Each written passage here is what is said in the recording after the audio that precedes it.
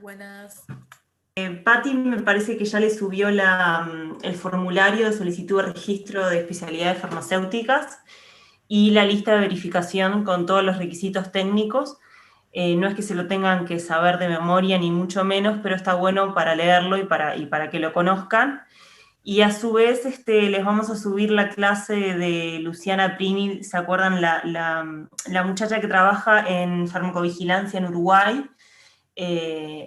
Nosotros todos los años tenemos una clase en donde ella les muestra y les explica de forma muy operativa y muy práctica cómo funciona la farmacovigilancia en Uruguay. Y bueno, este año no pudo ser la clase, pero le subimos la clase del año pasado para que el que esté interesado la pueda escuchar. Y en relación a la clase de hoy vamos a recapitular un poquito lo que estábamos viendo en la clase pasada. Estábamos viendo el protocolo, que era la información técnica que tenía que tener el protocolo de registro. ¿Se acuerdan que estábamos viendo el contenido del dossier para la solicitud de registro? Que además va a ser muy similar a lo que es el contenido del dossier para una renovación de registro. Si bien hay muchos datos que no se vuelven a pedir, como por ejemplo datos relacionados a la materia prima activa, salvo que haya habido un cambio. Y bueno, hay un montón de cosas que en la renovación de registros no se vuelvan a evaluar en detalle, salvo que hayan sido modificadas. Pero ahora vamos a ver el protocolo completo. Dentro del protocolo habíamos visto que se tenía que aportar la fórmula cual y cuantitativa. A su vez se tenía que aportar las monografías de las materias primas activas o inactivas. Y además, cuando esas materias primas activas no se encuentren en farmacopea, se podían aplicar normas científicas propias bajo la responsabilidad de dirección técnica. Y bueno, y en ese sentido, cuando la materia prima activa no se encuentre en farmacopeas, es muy importante que ustedes vayan a la información que se encuentra en el dominio público. Por ejemplo, las evaluaciones realizadas por la EMA, los EPAR, las discusiones científicas de calidad, y bueno, y las evaluaciones también, por ejemplo, de la FDA, que a ustedes les pueden aportar datos durante el desarrollo o después si les toca evaluar algo así, de si el polimorfo que están usando es el correcto, si hubo diferencias en cuanto a las propiedades de ese polimorfo, qué fue lo que se evaluó, qué rango de pH se utilizó, si es una solución inyectable. Hay un montón de cosas que ustedes pueden tomar de lo que es el dominio público cuando desarrollen un medicamento y en general cuando quieran generar un medicamento genérico lo más adecuado posible en relación a su calidad. Y también para después no encontrarse con sorpresas en la evaluación, porque nosotros muchas veces sí tomamos ese feedback, más cuando es el primer medicamento que se registra después del medicamento innovador, y un poco lo que también se evalúa y ustedes tienen que descartar es que las diferencias que yo tenga en ese medicamento genérico puedan tener consecuencias o puedan requerir datos suplementarios en la evaluación del producto. Bueno, habíamos visto que también se tiene que presentar la metodología analítica del producto terminado, cuando no se encuentran las farmacopeas oficiales, es decir, las farmacopeas oficiales en Uruguay son la farmacopea europea y la USP, y entonces, como estamos hablando de producto terminado, básicamente va a ser la USP. Se tiene que aportar la validación de la metodología analítica. Al momento solo se está solicitando la validación de los ensayos de dosificación y pureza. No se está solicitando la validación, por ejemplo, de los ensayos de disolución o de uniformidad o de otros ensayos. Se tiene que aportar los certificados de análisis con los espectros y los cromatogramas que obtengan, según corresponda. Y además, cuando el producto sea importado, tienen que aportar el modelo de certificado de análisis local, que además eso es, en la solicitud de registro es firmado por la dirección del Departamento de Medicamentos, y es el certificado y es los análisis que ustedes se comprometen una vez que empiezan a importar el medicamento. Por otro lado, vimos que para la solicitud de registro se deben presentar estudios de estabilidad que tienen que estar de acuerdo con el reglamento Mercosur GMC 53 del 96. Esto es de los pocos reglamentos Mercosur que se encuentran internalizados. Y bueno, y como mínimo para una solicitud de registro se solicitan 2 estudios de estabilidad natural y un estudio acelerado. El acelerado como mínimo a 3 meses y los 2 estudios naturales a 6 meses, lo que permite proyectar una vida útil del doble de ese tiempo. A su vez, estos lotes pueden ser pilotos, y Uruguay lo que define es, otorga un periodo de vida útil provisorio. Esto quiere decir cuando el laboratorio todavía tiene que completar estabilidad. Por ejemplo, si yo aporto 2 lotes y uno acelerada para tener una vida útil de 24 meses y los presento a 12 meses, bueno, esa estabilidad, como es proyectada, siempre va a quedar de forma provisoria. También va a quedar de forma provisoria cuando, por ejemplo, yo no tenga dentro de los lotes de estabilidad natural a tiempo completo, no tenga uno que al menos sea a escala industrial. Y voy a tener vida útil definitiva cuando cuente con mínimo 3 lotes, al menos uno de ellos a escala industrial, que estén cumpliendo la frecuencia de análisis que establece el reglamento Mercosur a tiempo final. Es decir, si yo solicito 24 meses, bueno, esos estudios tienen que estar analizados a 6, 12 y 24 meses. Además de tiempo cero, por supuesto. ¿Queda claro lo de la vida útil y los estudios de estabilidad? Además, también es necesario aclarar que nosotros, Uruguay, somos zona climática 2. Por supuesto, ustedes pueden presentar zona 4 y eso abarca la zona 2 porque son condiciones más exigentes. ¿Alguna duda de esto? Igual ustedes ya vieron control de calidad, que me parece que esto se ve en esa materia. Pero por las dudas, por si alguien tiene alguna duda, es el momento. Bien, y además, por supuesto, tienen que presentar las monografías para excipientes, que de vuelta se va a tomar como referencia únicamente las farmacopeas oficiales. Por otro lado, tienen que aportar en el protocolo la descripción detallada del método de fabricación, la fórmula patrón, la orden de fabricación y no solo el modelo, o sea, es decir, la orden de fabricación con todas las etiquetas de limpio, con todas las pesadas, y además los controles en proceso.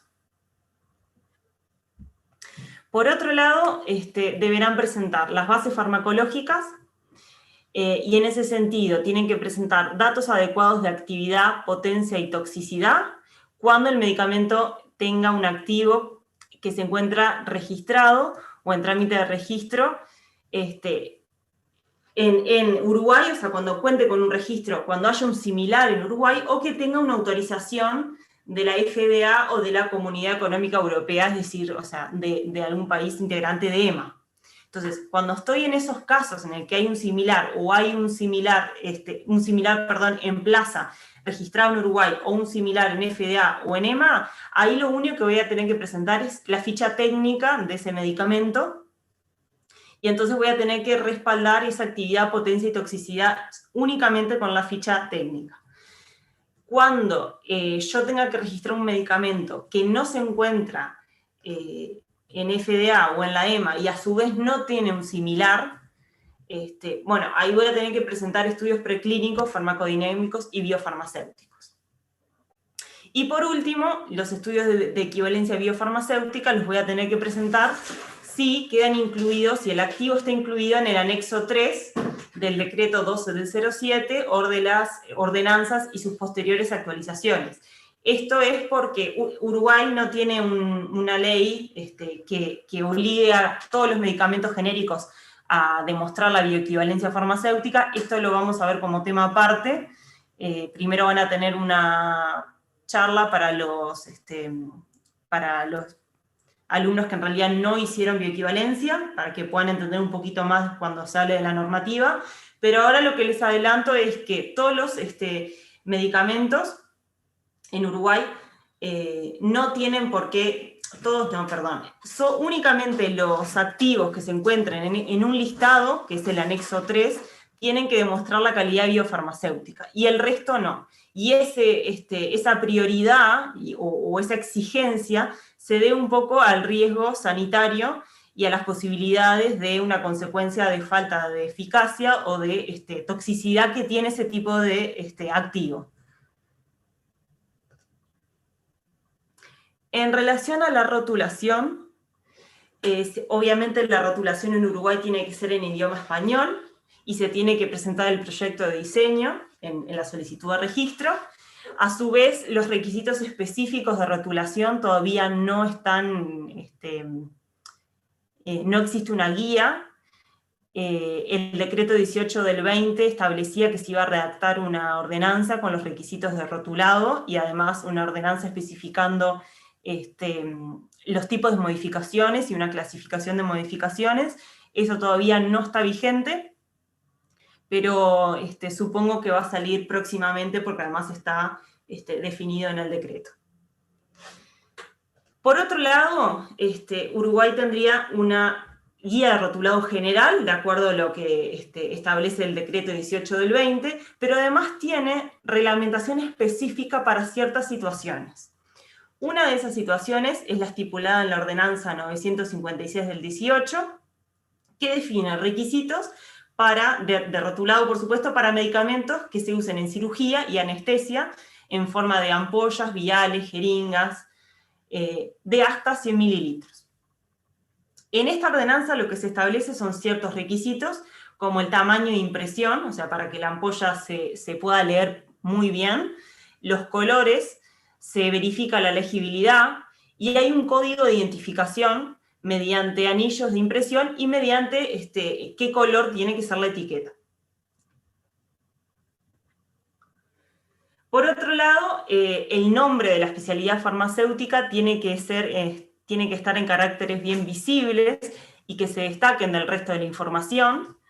Puede ser el nombre comercial, el nombre fantasía, y esto es importante, los nombres fantasía son evaluados por el Departamento de Medicamentos, o sea, por la ARM, y lo que se verifica es que, primero que nada, no haya una posibilidad de confusión, tanto fonética como ortográfica, ¿tá? O sea, que no haya otro medicamento tan similar en su nombre que pueda producir que el médico o que pueda provocar un error de dispensación.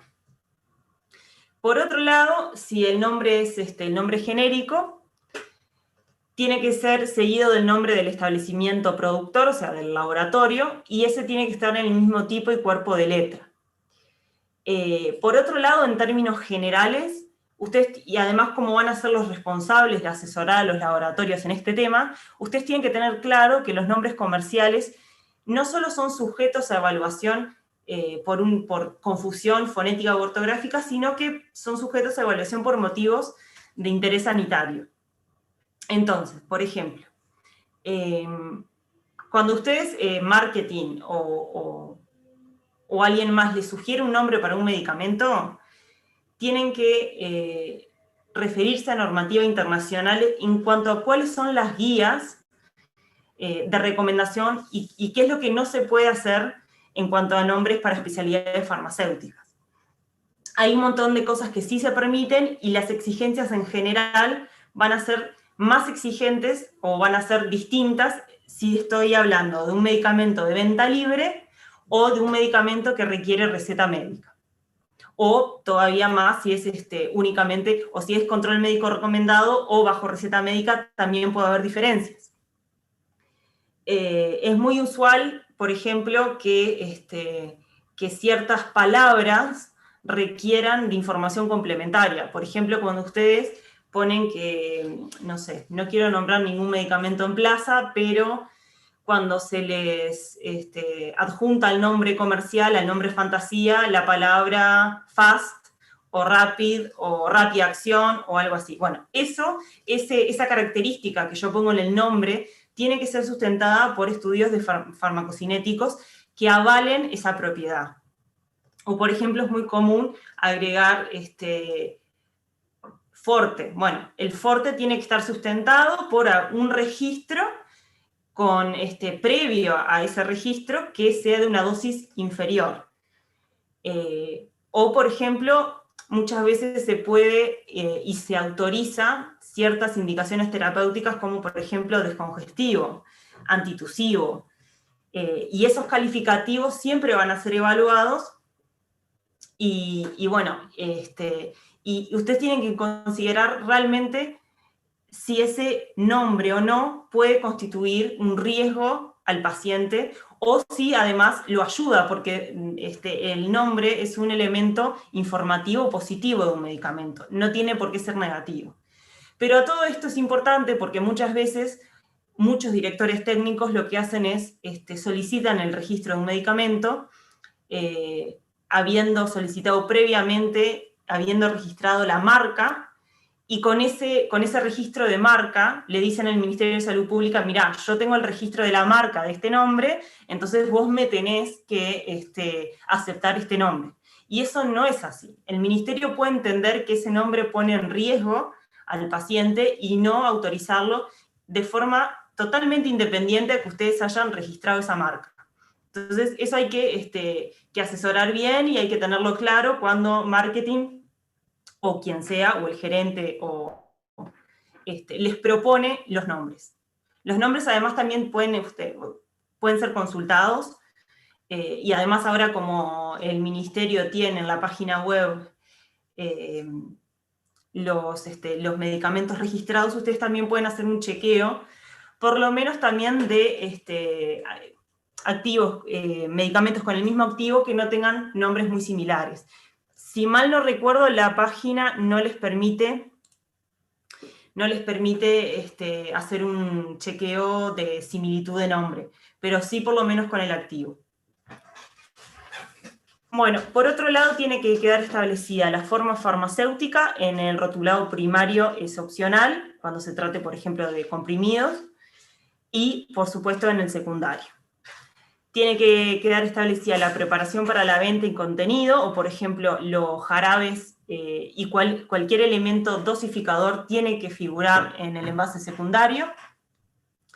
La fórmula cual y cuantitativa con las materias primas activas que la componen por unidad de forma farmacéutica, o en su caso, si es un jarabe o una pomada o lo que sea, cada 100 gramos o cada 100 mililitros. Al día de hoy Uruguay no tiene la exigencia de la declaración completa de la fórmula cualitativa, ¿no? Por supuesto. Hay muchísimos países que sí, entonces ustedes si ven hay muchísimos medicamentos que sí tienen la fórmula entera declarada con todos los excipientes, pero al día de hoy no es un requisito en Uruguay. Sí es requisito la declaración de ciertos excipientes que tienen un efecto conocido, por ejemplo, la declaración de la lactosa, declaración de azúcares, declaración de edulcorantes, declaración de gluten, hay una normativa específica, pero no es declaración, por ejemplo, de alcohol etílico en inyectables, de propilenglicol, siempre de excipientes que tienen un efecto conocido, pero no de la totalidad de la fórmula.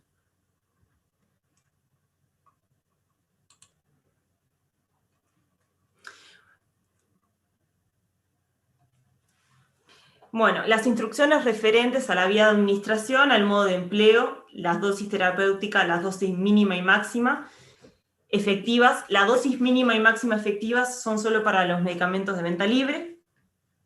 Tiene que figurar la fecha de vencimiento indicada por el mes y el año. No va a ser superior a los 5 años. Y en el caso de importados, por supuesto que siempre va a ser exactamente la misma de origen. Tiene que figurar la condición de venta y la restricción de uso, o sea, tiene que figurar si el medicamento es de venta libre bajo condiciones reglamentarias, si es control médico recomendado o si es venta bajo receta profesional, y además, por supuesto, si es medicamento controlado en el caso que lo sea. Y bueno, y respecto a la normativa específica, debido al problema de público conocimiento del Hospital San Juan, en el que se dispensó un medicamento que era para adultos a población pediátrica, salió esta ordenanza del 1163 del 2017 para medicamentos orales cuya forma farmacéutica sea líquida. Y en ese sentido es necesario poner en el rotulado secundario uso pediátrico, uso adulto y pediátrico, o uso adulto, tiene que estar en el rotulado secundario y en la cara principal. Y bueno, y esto en realidad, sí, y es mi opinión personal, fue una ordenanza que quedó no mal redactada, pero quedó a medias, porque en realidad la OMS define población pediátrica a toda persona menor de 18 años. Y hay un montón de medicamentos que se pueden usar a partir de cierta edad. Por ejemplo, a partir de los 12 años. O, por ejemplo, a partir de, no sé, los 5 años.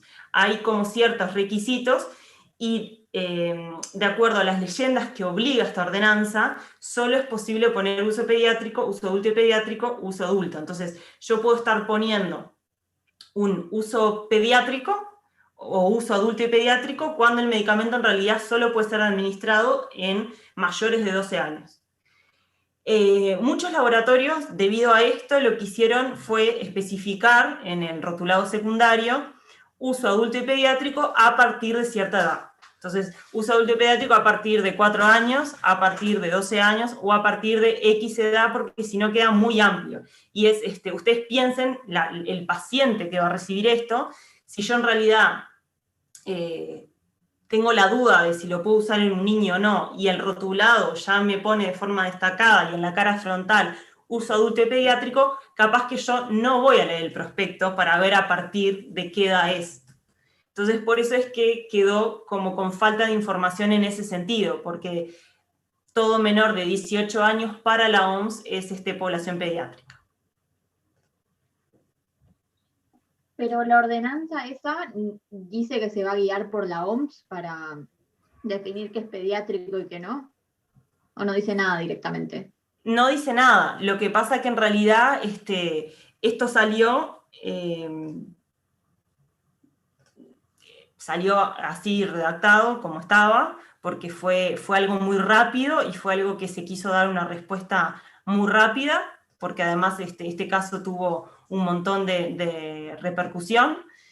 Y después, cuando esa ordenanza se fue a aplicar en la práctica, estamos hablando de 2017, cuando se fue a aplicar en la práctica, los mismos laboratorios no querían poner uso adulto y pediátrico. Y los mismos laboratorios consultaban y decían, mi medicamento solo se puede usar a partir de los 12 años. O, por ejemplo, mi medicamento solo se puede usar a partir de los 2 años. ¿Cómo hago? Porque puede causar confusión. O sea, ustedes imagínense que mucha gente, la mayoría de la gente no tiene por qué tener los conocimientos que ustedes tienen, y para la vasta mayoría de la gente, la declaración de un uso pediátrico ya está, ya se lo puedo dar a mi bebé de 6 meses. Entonces, fue una preocupación tanto de nosotros, o sea, al evaluar que no estaba correcto porque había que dar más información, y mismo de los laboratorios, que ellos querían poner a partir de qué edad en la misma leyenda para no tener el riesgo de que algún paciente o de que algún padre o madre le diera un medicamento a un niño que en realidad no fuera público objetivo. O sea, entonces, por eso es importante también analizar y evaluar cuál es el impacto y cómo se aplica una reglamentación. Por ejemplo, lo mismo pasó con la reglamentación de, acá está, que les comentaba del uso en cirugía y anestesia.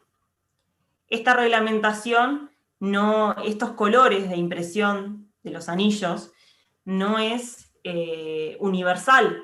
Entonces lo que pasa es que los medicamentos importados no pueden cumplir con este código de identificación de colores. Entonces es una reglamentación que costó un montón y que trajo un montón de problemas cuando se fue a aplicar.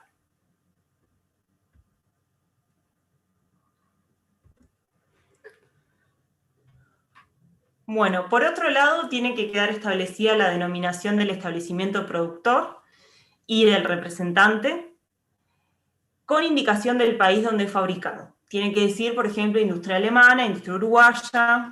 Se habilita a poner industria uruguaya cuando el medicamento es importado a granel de comprimidos, por ejemplo, y se acondiciona localmente. Ahí se habilita también poner esa leyenda. El número de registro del establecimiento y el número de registro de la especialidad. El número de lote. Por supuesto que si la especialidad es importada, tiene que conservar la serie de origen. Las precauciones para su almacenaje y conservación, o sea, temperatura ambiente inferior a 30 grados, temperatura ambiente entre 20 y 25 grados, en heladera, bajo refrigeración, menos 4 grados, en freezer, etc. Y por supuesto que tiene que incluir la leyenda, mantener fuera del alcance de los niños, y en el caso de que el medicamento cuente con prospecto, tiene que establecerse la leyenda, información sobre el producto ver prospecto. En relación al prospecto, ahora vamos a ver qué es lo que tiene que contener el prospecto, pero existen medicamentos de venta libre que cuando la información en el rotulado secundario es suficiente, se habilita que se comercialicen sin prospecto. Pero cuando la información no puede quedar de forma completa en el envase del producto, siempre va a ser requisito la presentación de un prospecto y que cada especialidad se venda con su propio prospecto. Y acá hay dos cuestiones bien distintas. Por un lado eso, o sea, si la información no puede estar contenida en el envase, sí o sí, no importa la categoría de venta, va a requerir prospecto. Pero cuando en realidad, por ejemplo, sea un medicamento de control médico recomendado o bajo receta profesional, sí o sí va a tener que tener un prospecto. Y en esas situaciones no pueden ser autorizadas los dispensadores, por ejemplo, que permiten que la persona se lleve una unidad y que muchas veces no tienen el prospecto. Todas las unidades comercializadas de medicamentos de condición de venta, control médico recomendado o venta bajo receta profesional tienen que contener prospecto.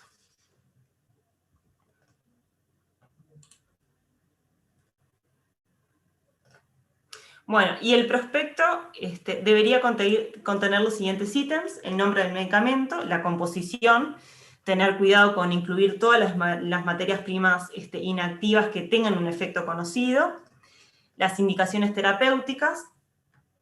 Las indicaciones terapéuticas, acuérdense que van a ser las aprobadas por la FDA o por EMA, o por autoridades sanitarias pertenecientes a EMA.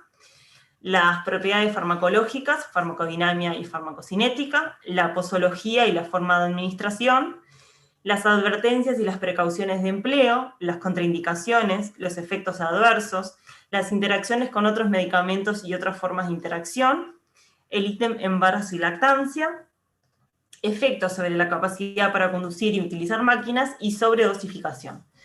En el ítem sobre dosificación, además, tienen que estar los datos locales del número del CIAP.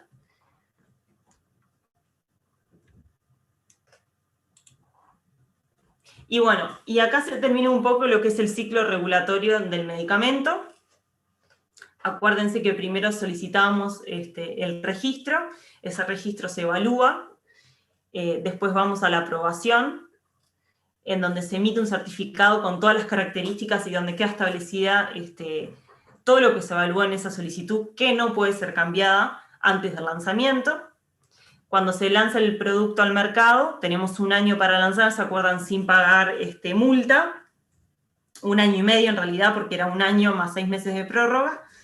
Después de eso, por cada año hay que pagar una multa que son 5 veces el arancel de registro. Dentro de esos primeros 18 meses de comercialización, la Comisión de Control de Calidad de Medicamentos va a tener el deber de analizar ese medicamento y de muestrearlo del mercado. Puede ser el primer lote o puede ser cualquier otro lote dentro de esos 18 meses. Una vez que el medicamento ya se encuentra en comercialización, yo voy a poder hacer modificaciones a datos de registro, o sea, presentar ese trámite siempre que modifique alguno de los aspectos evaluados en la solicitud de registro, o también puedo solicitar la baja del registro. Esa baja de registro tiene que estar autorizada y el ministerio va a evaluar si ese medicamento es el único en el mercado o existen otras alternativas, y cada 5 años, y de forma hasta que se le dé baja el registro, siempre voy a tener que presentar la renovación. Así está establecido en la normativa de Uruguay. Y bueno, y este ciclo en realidad es el mismo para cualquier tipo de medicamentos, y por eso está definido en lo que es la normativa general de registro. Porque ahora vamos a empezar a ver requisitos particulares para medicamentos biotecnológicos, para intercambiabilidad, homeopáticos y fitoterápicos, pero lo que es este procedimiento lo siguen absolutamente todas las especialidades farmacéuticas. Bueno, ahora vamos a empezar con algunos aspectos generales de farmacovigilancia. La OMS define la farmacovigilancia como la ciencia y las actividades relativas a la detección, evaluación, comprensión y prevención de los efectos adversos de los medicamentos o cualquier otro problema relacionado con ellos. Y se define las RAM como las reacciones adversas a medicamentos, las EM como los errores de medicación y las ESAVI como los efectos adversos supuestamente atribuibles a la vacunación e inmunización. Ahora hay, con el tema de la vacunación, hay un pico de ESAVI tremendo, porque por supuesto que todas las personas que tienen un efecto adverso con las vacunas llaman al ministerio y reportan ese efecto adverso.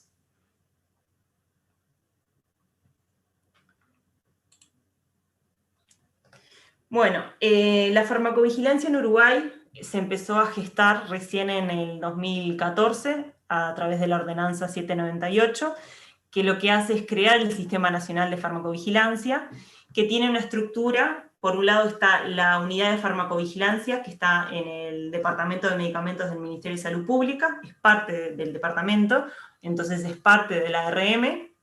A su vez participan en este sistema los nodos periféricos, que son los prestadores de salud, tanto públicos como privados, y a su vez también participa la UDELAR. También participan las empresas titulares de registro de especialidades farmacéuticas. El hecho de yo tener un registro de una especialidad farmacéutica me obliga a hacer la farmacovigilancia de ese medicamento. Por otro lado, los usuarios también son partícipes de este Sistema Nacional de Farmacovigilancia. El ejemplo claro son los ESAVIs que se estaban reportando con las vacunas, y eso es el propio usuario que llama al Departamento de Medicamentos y que reporta un efecto adverso. Y a su vez también están dentro de este sistema de farmacovigilancia el personal de salud independiente sin vinculación con prestadores de salud.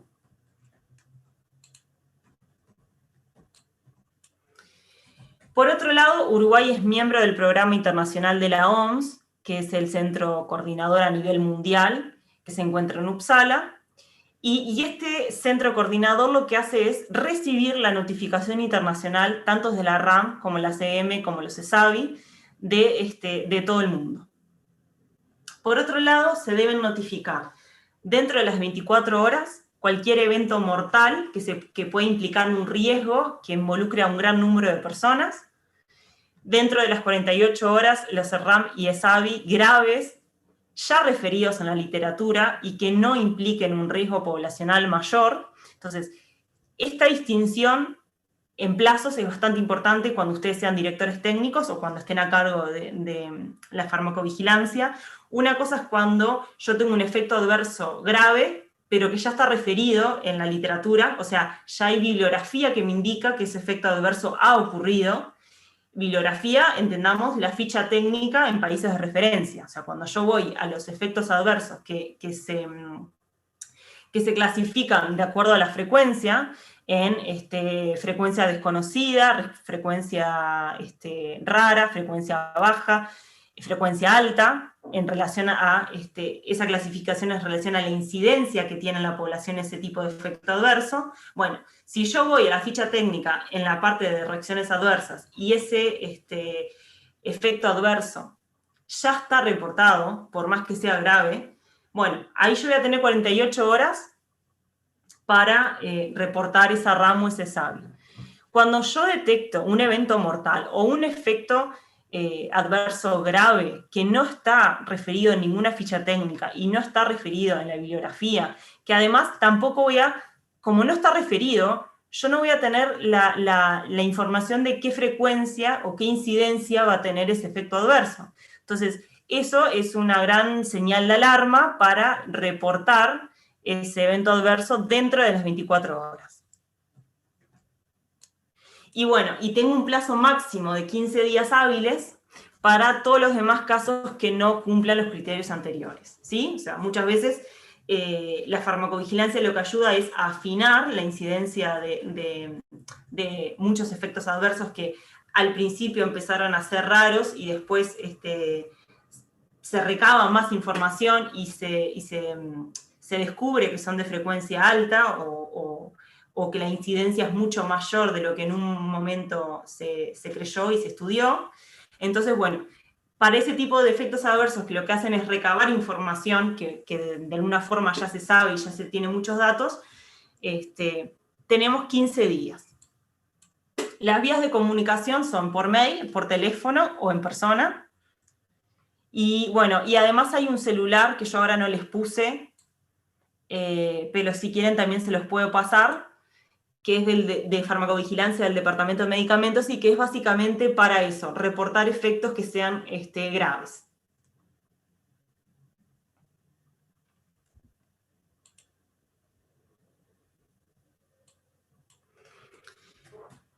Por otro lado, la farmacovigilancia está teniendo cada vez más apoyo y está teniendo cada vez más importancia, entonces hasta hace poco no era necesario tener esta actividad, tener a una persona específicamente nombrada para esta actividad, ahora sí es necesario, y todos los prestadores de salud, tanto como la industria farmacéutica, tienen que nombrar un responsable de farmacovigilancia que interaccione y que brinde la información al ministerio y que además se encuentre, por supuesto, que capacitado específicamente en farmacovigilancia.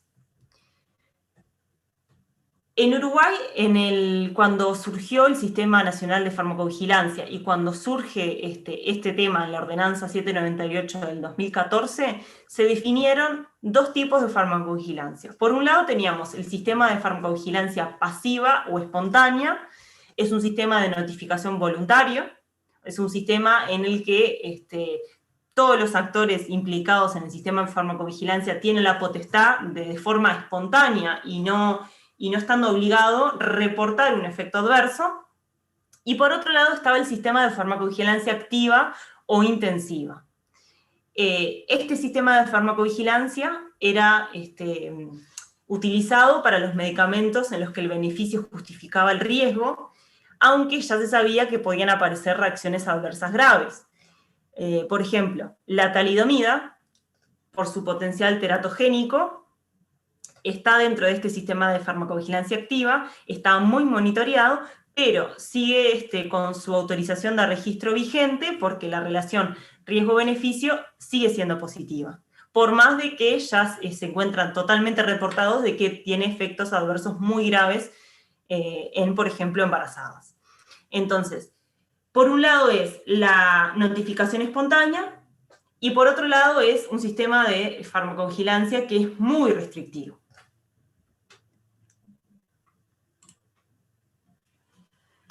En el sistema de farmacovigilancia activa, que es el que es sumamente restrictivo, el paciente tiene que firmar un consentimiento informado.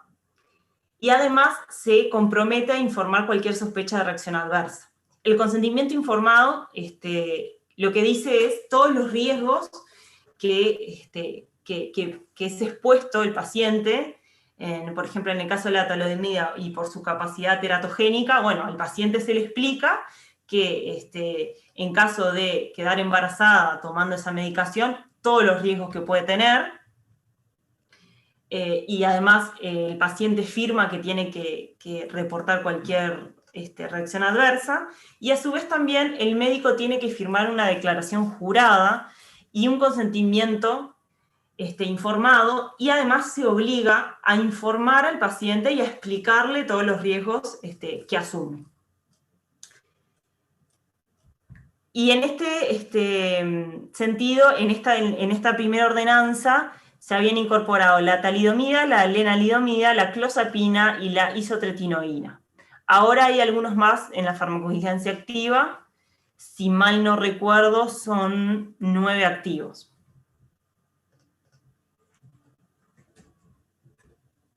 ¿Alguien levantó la mano?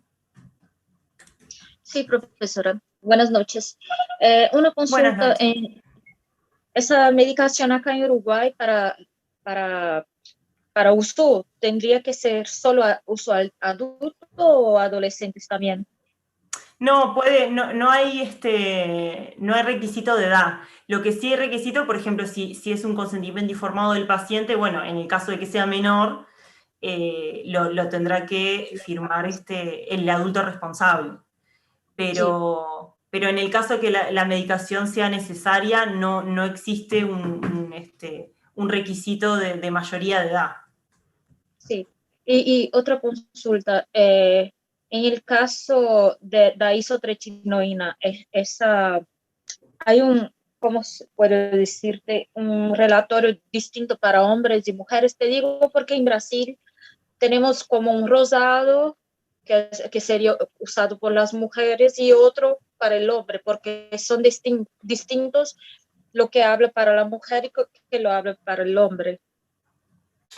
No, si mal no recuerdo, es el mismo consentimiento informado, pero te lo confirmo porque ahora no me acuerdo. En algún momento lo leí, pero ahora no me acuerdo. Estoy casi segura que es el mismo, pero me fijo y te lo comento después la clase que viene. Si quieren, si les interesa, también les puedo subir los consentimientos informados que se requieren para estos 4 activos.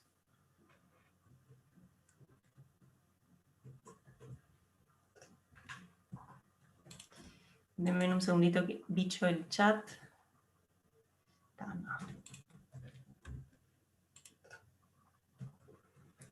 Bueno, y recién en el 2018, a través de la ordenanza 292, se crea la modalidad de farmacovigilancia adicional. Esta modalidad de farmacovigilancia es intermedia entre lo que es la farmacovigilancia pasiva o de notificación espontánea o la farmacovigilancia activa. ¿Quiénes son los medicamentos candidatos a la farmacovigilancia adicional? Bueno, primero que nada, los nuevos principios activos. ¿Por qué? Porque la fase 4 de comercialización, esos estudios se están generando, porque es requisito que para generar esos datos el medicamento se encuentre en comercialización y que esté disponible para personas con medicación concomitante, con personas con otras enfermedades, no restringido lo que es el estudio clínico, en las que las condiciones y los criterios de inclusión y exclusión de los participantes son muy ajustados. Entonces, cuando empieza la fase 4 de comercialización y cuando el principio activo es nuevo, los primeros 5 años de esa comercialización son claves. Y en general, a todos esos medicamentos nuevos, como ya se sabe que la evidencia en cuanto a seguridad y eficacia de esos medicamentos se está gestando todavía, bueno, siempre se les va a dar una categoría de farmacovigilancia adicional para monitorear un poco más de cerca lo que es la seguridad y la eficacia de ese medicamento. Por otro lado, y no se los mencioné, la farmacovigilancia pasiva es una farmacovigilancia que tiene un índice de subnotificación importantísimo. ¿Por qué? Porque en general muchas veces no se subnotifica, y eso no le pasa solo a Uruguay, sino que es a nivel global. Todos los países tienen una subnotificación de efectos adversos muy grande. Muchas veces las personas no saben cómo notificar o no saben que ese efecto adverso puede estar relacionado con la medicación que están tomando o con una vacunación. Y bueno, entonces es importante saber que el sistema de farmacovigilancia pasiva es un sistema que da una información bastante limitada. Entonces, cuando ustedes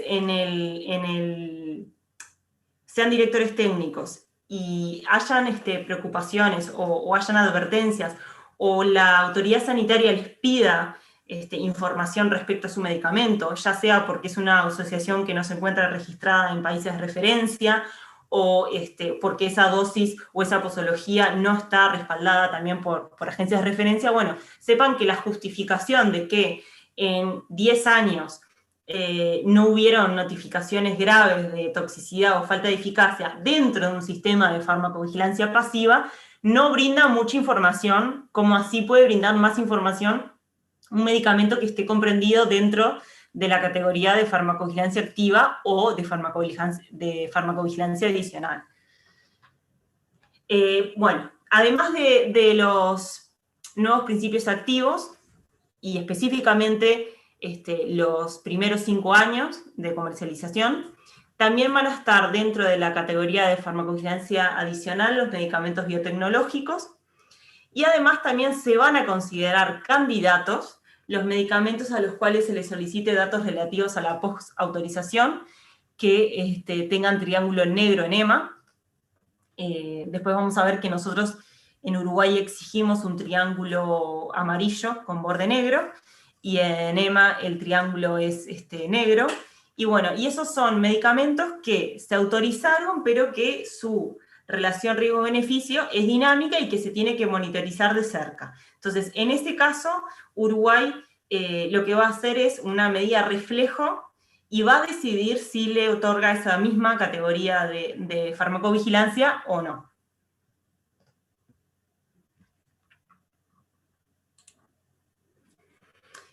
Bueno, para la modalidad de farmacovigilancia adicional, el laboratorio tiene que enviar a la unidad de farmacovigilancia la cantidad de unidades que se van a comercializar, que comercializan, por ejemplo, en un año, y además tienen que hacer un plan de gestión de riesgos que tiene que ser aprobado por la unidad de farmacovigilancia y que, más importante que eso todavía, tiene que ser ajustado a Uruguay. ¿Sí? No puede, tiene que ser ajustado a la población uruguaya, a las condiciones de uso en Uruguay. No es un plan de gestión de riesgo que sea válido para todos los países. Profe, ¿cada cuánto es que tienen que presentar el plan de gestión de riesgo? Anual. Ah, bien, gracias. No, de nada. Anual en el caso de biotecnológicos, en el resto, muchas veces lo que se hace es un reporte anual de por ejemplo, las cantidades comercializadas y lo que implique el plan de gestión de riesgos si cambió y si hay alguna modificación. Pero sí, es un sistema anual en el que el medicamento está bajo una supervisación mucho más estrecha. Bien, gracias. De nada. En el prospecto tiene que indicarse la leyenda medicamento con farmacovigilancia adicional y tiene que incluirse el triángulo de color amarillo que está abajo, que tiene que tener un borde negro, y ese triángulo amarillo tiene que estar tanto en el prospecto como en la cara principal del rotulado secundario. En ese sentido, esto provoca que muchos medicamentos importados lo que hagan es un reestuchado a nivel local para ajustar este requisito a lo que es a los requisitos de Uruguay, ¿no? Porque, por ejemplo, muchos países no tienen este mismo pictograma. Por otro lado, todos los fármacos que son sujetos a farmacovigilancia activa y adicional se van a actualizar periódicamente y está disponible el listado en la página del Ministerio de Salud Pública para que ustedes puedan consultar cuando quieran registrar un medicamento si ese activo es sujeto a qué tipo de farmacovigilancia. Cuando ustedes, por supuesto, que no encuentren el activo dentro del sistema de farmacovigilancia activa o del sistema de farmacovigilancia adicional, ¿por qué? Es porque ese medicamento va a estar sujeto a el sistema de farmacovigilancia pasiva o de notificación espontánea. Y bueno, y acá un poco se resume lo que es el sistema de farmacovigilancia de Uruguay. La información fluye desde el nodo, desde la UDELAR, desde el nodo de prestadores públicos y privados, desde los laboratorios titulares de registro, desde el propio usuario y desde el personal de salud independiente, a través de los sistemas, de los distintos sistemas de farmacovigilancia que existen, a través de la pasiva, la activa y la adicional. Esa información se recaba en la unidad de farmacovigilancia del Ministerio de Salud Pública, que además cuenta con el asesoramiento del Comité Nacional de Expertos, y toda esa información se notifica de forma automática. Ustedes cuando notifican un efecto adverso ya lo están notificando tanto a la unidad de farmacovigilancia como al centro coordinador de la OMS en Uppsala, para que ese dato que ustedes están aportando sea recabado y se pueda tener más información a nivel mundial y específicamente para tener más datos sobre efectos adversos que son de muy rara incidencia. Y bueno, ahí terminamos, muchachos, con lo que es registro de medicamentos a nivel general. Ahora tendríamos que ver, empezar con biotecnológicos, pero antes quiero ver si tienen alguna duda. ¿Hay alguna duda de lo que es el procedimiento general de registro? Los plazos, requisitos. Vamos a empezar a ver entonces la reglamentación específica para los medicamentos biotecnológicos. Todo, como ya les dije, todo el procedimiento de registro que les acabo de mostrar también aplica a este tipo de medicamentos, pero bueno, este tipo de medicamentos dentro de la solicitud de registro va a tener ciertas características particulares. ¿Por qué? Bueno, primero que nada, debido a la complejidad que tiene tanto en la estructura como en los procesos de fabricación de este tipo de medicamentos, porque por supuesto que la normativa general no contemplaba las características especiales de estos productos, no la contemplaba ni el decreto 324, que es el anterior al decreto 18 del 20, y entonces surgía la necesidad de redactar normativa específica para este tipo de productos. Y bueno, y este decreto, que es el 38 del 2015, lo que se hizo fue analizar la regulación de la región, las recomendaciones de la Organización Mundial de la Salud, de la red PARF. La red PARF es una red para la armonización de la reglamentación farmacéutica, es coordinada por la Organización Panamericana de la Salud y es específicamente para las Américas. Y además se tuvieron en cuenta las normativas y las guías de las agencias internacionales de referencia, como la FDA y la EMA. A su vez, para la redacción de este decreto, lo que se hizo fue colaborar con la Facultad de Química, con la Facultad de Medicina y con el Instituto Pasteur de Montevideo. El Instituto Pasteur de Montevideo en este momento tiene un laboratorio de análisis que hace el control de calidad de los biotecnológicos de Uruguay. Entonces, en este sentido, es un instituto referente para este tipo de medicamentos. Bueno, los medicamentos biotecnológicos tienen una estructura enorme, y si nos ponemos a ver lo que es el tamaño, es como comparar las piezas de una bici con las piezas de un avión de 3 pisos y no sé, lo que se les ocurra, ¿sí? Estamos hablando de moléculas sumamente complejas. Si ven, en la izquierda está la aspirina, y después tenemos un biológico como la insulina, llegando a un anticuerpo monoclonal, ¿sí? Podemos pasar de, no sé, un par de átomos, un par de moléculas, a 6 millones de piezas, entre comillas. Entonces estamos hablando de un tipo de medicamento que tiene muchísima complejidad, tiene muchas formas, y el medicamento en sí va a ser una mezcla de moléculas afines. Y bueno, el decreto 38 del 15 lo que hace primero es definir, si bien el decreto es específicamente para medicamentos biotecnológicos, lo que hace es definir un montón de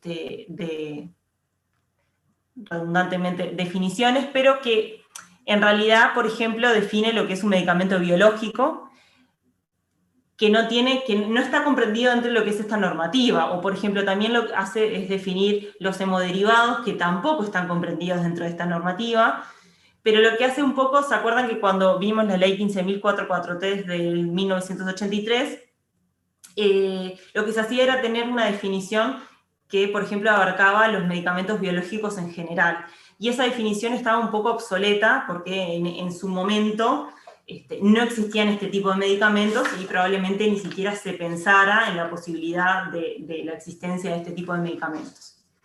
Entonces la normativa primero define lo que es un principio activo de origen biológico como un activo obtenido a partir de organismos vivos, un medicamento biológico, por supuesto que contiene principios activos que son obtenidos a partir de seres vivos, a su vez define medicamentos hemoderivados, que son los que se obtienen a partir del plasma humano.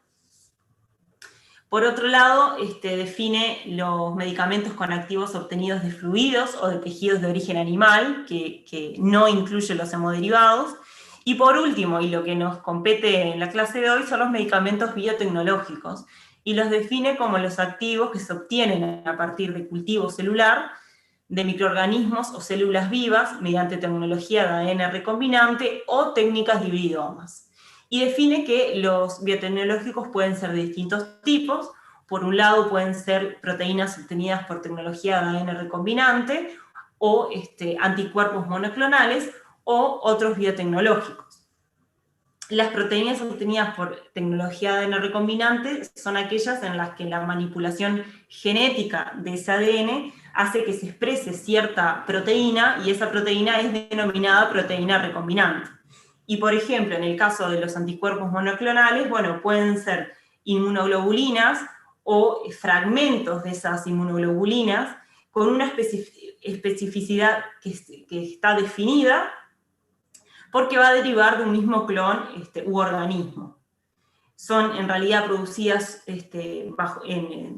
por una única célula del sistema inmune, y bueno, y de acá es que los laboratorios van a tener bancos celulares que son cruciales y tienen reservas en varios lugares del mundo para poder, porque una vez que yo pierdo esa célula o pierdo ese banco celular, en realidad voy a tener otro medicamento biotecnológico que no va a ser el original. Entonces eso se guarda muy bien y lo esconden y lo protegen bajo 10 llaves. Y bueno, y para que sepan lo que es la nomenclatura, todos los medicamentos que terminan en MAB son anticuerpos monoclonales.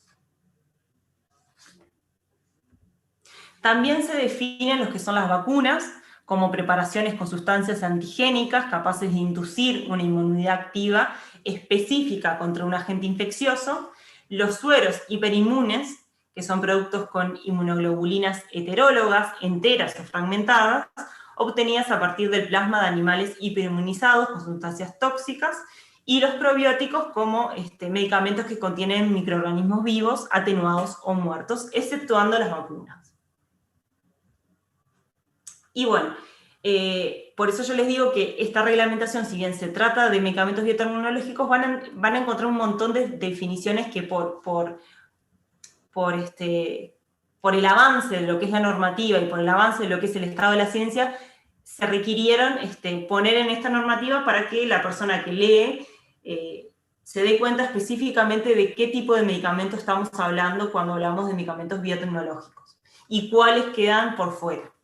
Entonces, se define un medicamento biotecnológico de referencia como el producto innovador, cuyas indicaciones fueron autorizados sobre la base de datos completos de calidad, seguridad y eficacia, y es un medicamento que es admitido como comparador de un biotecnológico con el fin de determinar su similaridad. O sea, es el medicamento innovador que hizo todos los estudios clínicos completos, de fase 1, 2, 3, 4 y estudios de inmunogenicidad que le permiten tener toda la información completa y todos los datos clínicos completos para soportar las indicaciones terapéuticas que solicitan. Y por otro lado, el medicamento biotecnológico similar es un biotecnológico que ha demostrado ser similar en cuanto a la calidad, seguridad y eficacia respecto a un medicamento biotecnológico de referencia. ¿Cómo hace esto? Mediante el ejercicio de comparabilidad. Entonces, primero que nada, un medicamento biotecnológico que no sea innovador y que no se haya comparado o se haya desarrollado en comparación con un medicamento biotecnológico de referencia, nunca va a poder ser denominado como biotecnológico similar. Y bueno, y en la jerga técnica se puede hablar de lo que es un medicamento copia, porque en realidad si yo no me desarrollé para parecerme a un medicamento de referencia, nunca voy a poder establecer y nunca voy a poder decir que el medicamento es un biotecnológico similar, porque la definición técnica me lo impide, ¿sí? Y eso tiene que quedar claro. O sea, todo lo que está registrado antes del decreto del 2015, que no es un medicamento innovador, y que fue registrado de forma posterior al innovador, pero que todavía no existía la reglamentación esta, es un medicamento copia, porque no fue pensado y desarrollado para compararse con un biotecnológico de referencia, y por lo tanto nunca va a poder ser denominado biosimilar. ¿Cómo se desarrolla un biosimilar? Es un estudio escalonado de calidad, que empieza por calidad, y se van comparando todos los atributos con el medicamento de referencia. Esa comparación tiene que demostrar que no existen diferencias que puedan tener un impacto clínico, ¿tá? Y en ese sentido, el medicamento biosimilar no puede ser ni mejor ni peor.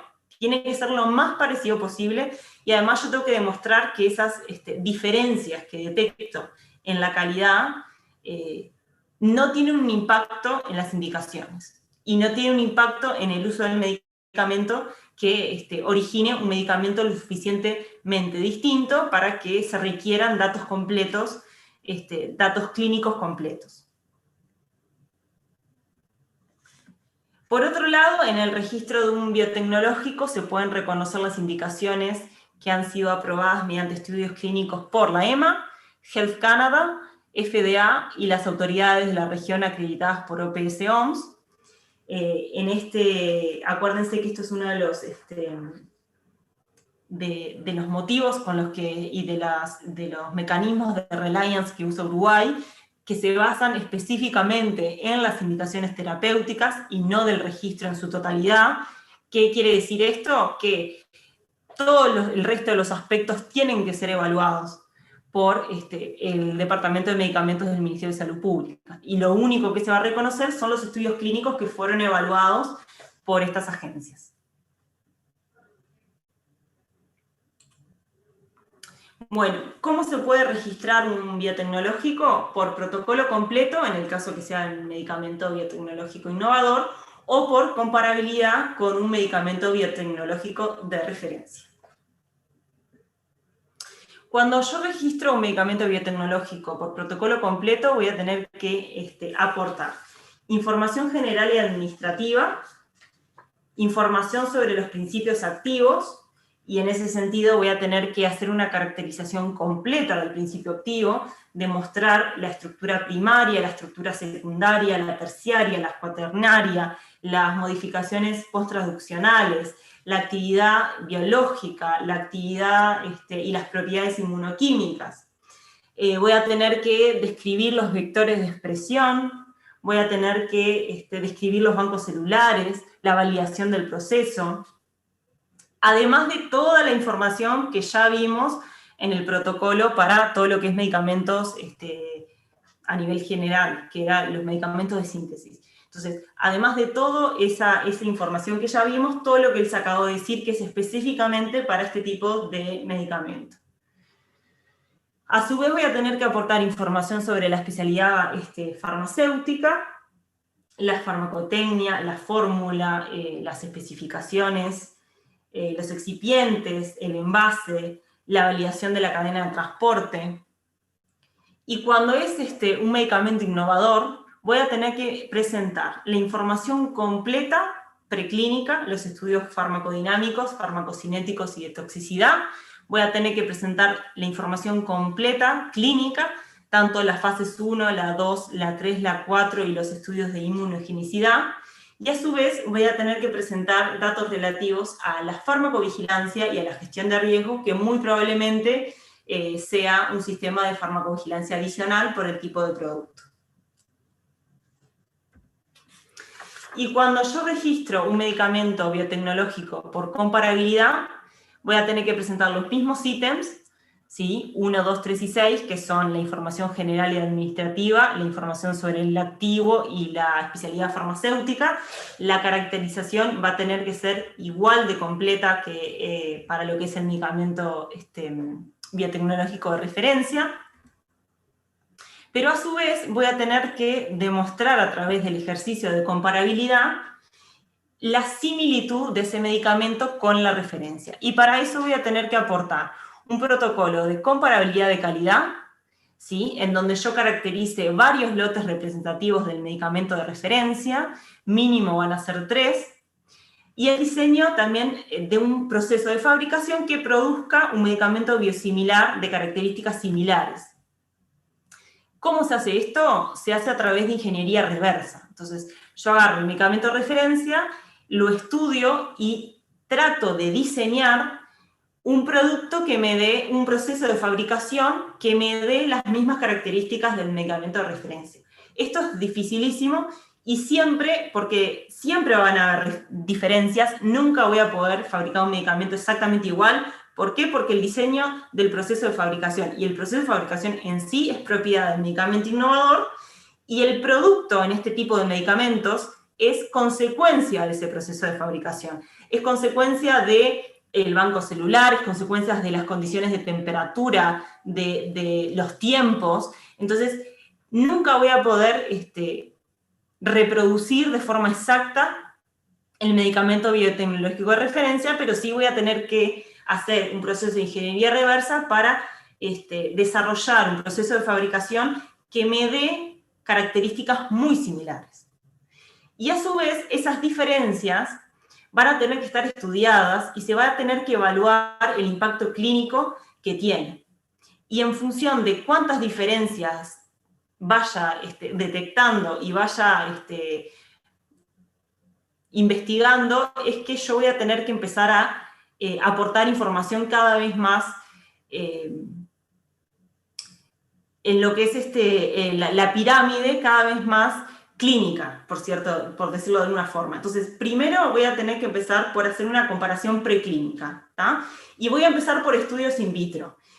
Si los estudios in vitro y si el protocolo de comparabilidad de calidad me va dando que esos medicamentos tienen varias diferencias, bueno, muy probablemente voy a necesitar estudios in vivo.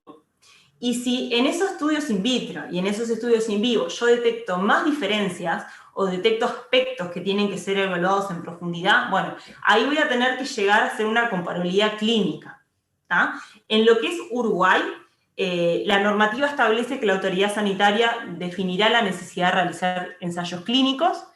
Esto es debido a que, dependiendo de cómo me vaya en la comparabilidad de calidad y en la comparabilidad preclínica, puedo no necesitar realizar una comparabilidad clínica, en especial cuando, por ejemplo, ese medicamento ya está en comercialización en otros países, en especial cuando, por ejemplo, ya se encuentra en comercialización y el país de comercialización es de alta vigilancia sanitaria, lo que me permite confiar en su sistema de farmacovigilancia para detectar posibles problemas que pueda tener ese medicamento biosimilar. Entonces, eso es un escenario para que a nivel local Uruguay diga, no, mira, no te pido un protocolo de comparabilidad clínica, porque tengo suficientemente datos suficientes, perdón, es tarde, ya no sé ni qué digo, como para sustentar y tener la evidencia científica necesaria para no requerir más datos clínicos. Cuando se habla de reliance, específicamente de lo que es medicamentos biotecnológicos, muchas veces es más restrictivo porque la necesidad de competencia de lo que es las autoridades sanitarias para evaluar este tipo de medicamentos es bastante mayor. Son medicamentos con muchísima complejidad, que si, por ejemplo, en otros países del mundo, el dossier de un medicamento biotecnológico se divide en muchísimos evaluadores específicos para cada parte, y en Uruguay en realidad es un solo evaluador que evalúa el dossier completo. Entonces, bueno, se va a apoyar de muchísimas evaluaciones de estos medicamentos biotecnológicos que se encuentran en el dominio público y que han hecho las autoridades de alta vigilancia sanitaria, y más también dependiendo haciendo un análisis de, bueno, cuánto tiempo está en comercialización, qué datos se saben de lo que es este medicamento y de su uso en la práctica, porque no es lo mismo evaluar un medicamento biotecnológico similar que ya se encuentra en comercialización, por ejemplo en EMA, que en EMA tiene muchísimos medicamentos similares aprobados, que por ejemplo un biotecnológico similar que no ha sido lanzado todavía al mercado. Entonces, la necesidad de competencia y de análisis de riesgo en esas situaciones son bastante distintas.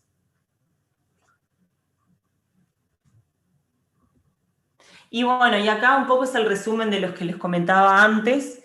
El desarrollo de un biosimilar empieza por la comparación de los estudios de calidad, tanto analítico, físico y químico. Después se hace una comparación funcional, y se evalúa la actividad biológica y la farmacológica. Después el segundo, dependiendo de las diferencias encontradas, se pasa al segundo nivel, en el que se evalúan, se compara los estudios preclínicos de farmacodinámicos y toxicológicos, y por último se llega al último escalón, que es la comparación clínica. Por ejemplo, es muy común en los biotecnológicos que se den diferencias específicamente de inmunogenicidad.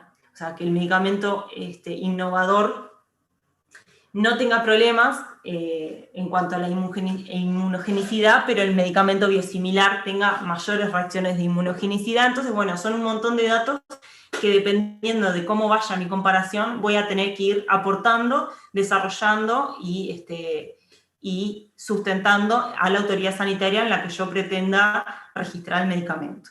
Y que muchas veces es similar para muchos países, pero que, por ejemplo, las dos grandes referencias que tiene Uruguay en cuanto a este tipo de medicamentos operan de forma distinta, ¿sí? Por ejemplo, los requisitos de la FDA para lo que es intercambiabilidad, por ejemplo, de biotecnológicos, son bastante distintos. Ellos piden un múltiple switching, que es cambiar el medicamento innovador por el biosimilar varias veces, mientras que la EMA en realidad lo deja a criterio de cada autoridad nacional.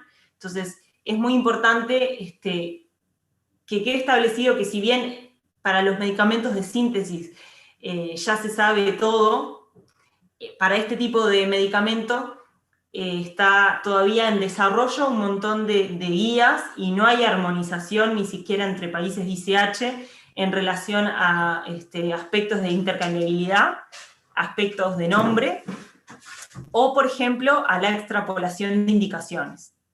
¿Qué quiere decir la extrapolación de indicaciones? Cuando el innovador registra el medicamento para ciertas indicaciones, esas indicaciones en el medicamento biosimilar tienen que ser evaluadas una a una. Y hay muchos países que van a permitir la extrapolación de indicaciones bajo ciertos requisitos. Uruguay eso todavía no lo tiene reglamentado en lo que es esta normativa, entonces todos los aspectos de extrapolación de indicaciones están abiertos y se van a considerar y se van a estudiar caso a caso en cada evaluación y en cada registro de un medicamento biotecnológico similar. Y bueno, por hoy terminamos 10 minutos antes.